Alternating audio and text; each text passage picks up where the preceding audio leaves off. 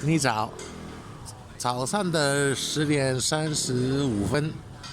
记者呢现在在了大道同时圣宫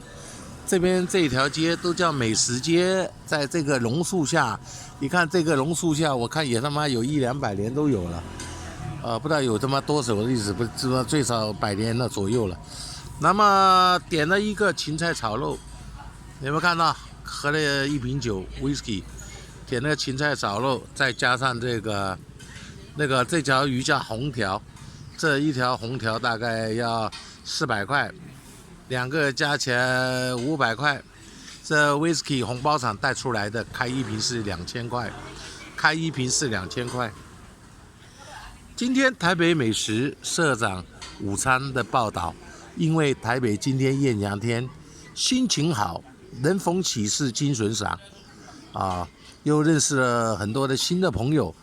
我发觉我们红包厂要到处逛逛，到处认识新朋友到处认识新朋友，大家机会比较多一点。更何况我现在是有钱的我不是穷人了，我一个月收入那么高，我不能老是花在一个人身上啊。